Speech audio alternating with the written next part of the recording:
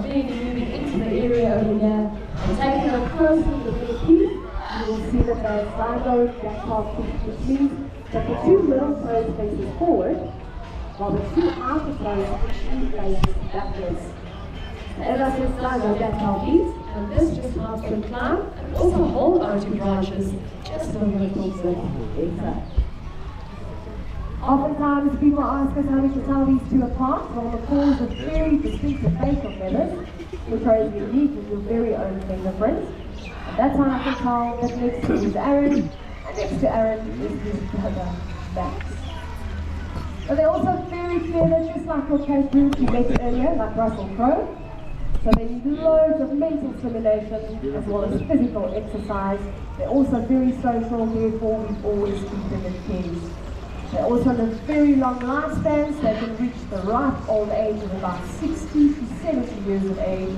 So I guess what I'm trying to say is think very carefully if you'd like to keep them, of course, as a pet. You can imagine living with a 5-year-old in your household for the next 60 years.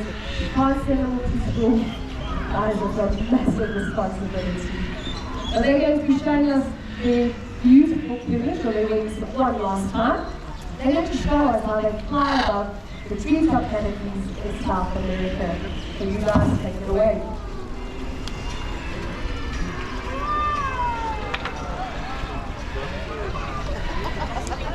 Showing us their beautiful colours, and as they're flying, they say hi to all their friends in the park. They're going to be coming in from that side over there, and they're going to make a safe landing.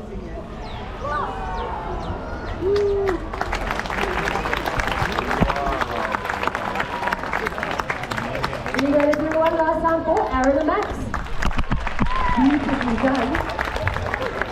Okay, so the next lady joining us is also one of our babies. Therefore, it's another training session. She truly is one of the most extraordinary looking birds that you will ever see. Massive wingspan of about 2.5 meters. So she's going to be taking 1 or 2 flights across the amphitheatre. She's also known as our beauty queen or our African queen. Okay? So she's long legs, pretty curly hair. As soon as she goes down stage, you'll see why we call her. There's your class supermodel. Okay, so now we have another supermodel coming up joining us just now. As I said, she'll be taking 1 or 2 flights across the amphitheatre. Friendly reminder, please stay seated and refrain from walking around. But I think she's just about to come out and join us. She's all pretty and free. So from this arch over here, please help me welcome our beauty queen. This, everybody, is our Marabou store. There you go. Welcome our Frankie. And as you see, there's this beautiful wingspan. She's going to show it all quite beautifully for us just now. Just like that. Making a safe landing, beautifully done. Thank you very much. You guys can give her a nice round of applause. She's doing so well. Now, Frankie's looks truly are very important for her survival. Now, she will stick her bare head deep inside the carcass of a dead animal, and the bare head actually just makes for cleaner eating, which in turn prevents infections. You also see that she has beautiful white legs. Well, they're not white underneath. She actually urinates on her leg to keep it nice and cool. But she's done a wonderful job. All you've got to do, Frankie, one last cute little hop. Do it one last time for us.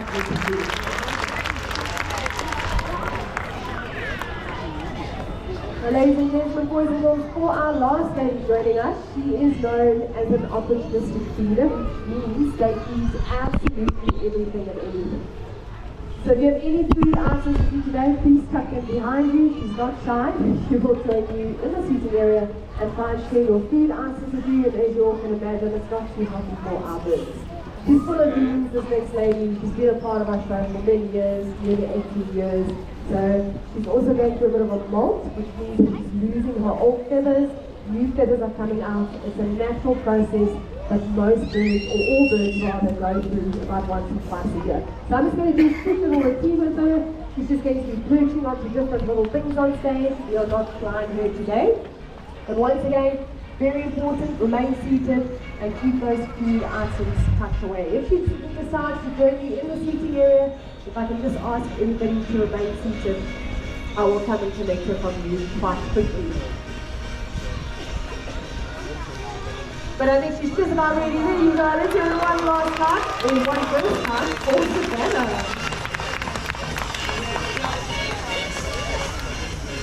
Hello ladies. So you'll see that she has a beautiful blue balloon light pouch. Below a long black board with a horn above that actually amplifies the sound. So out in the wild, you'll hear them from kilometers away. The first thing in the morning, a bunch of them will gather around. They'll obviously be communicating with that deep, distant call.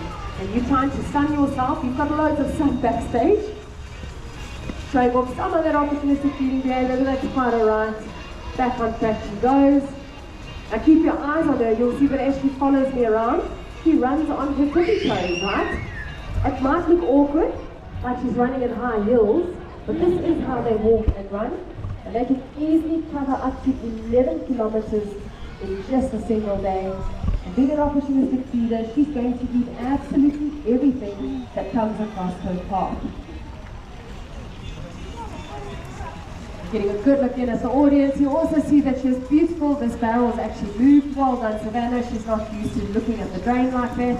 It's all part of training, descents. She's doing so well. Let's give her a nice round of applause. As I said, she's going to see that doing very well today. And as I said, beautiful white primary feathers. As soon as she becomes stationary, they disappear. Now she will use this in a process called ash coloration to ward off any potential predators such as leopards, as it actually makes them appear larger than what they really are. And I think she's done a fantastic job. As always, Savannah, all you've got to do is go through that archway. You'll be escorted all the way home.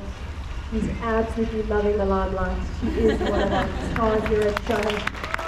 Fluttering her eyelashes. Thank you very much, Savannah. And ladies and gentlemen, boys and girls, unfortunately, in Savannah, we've come to the end of our short birthday. Did you guys have a good time? Did you learn something new?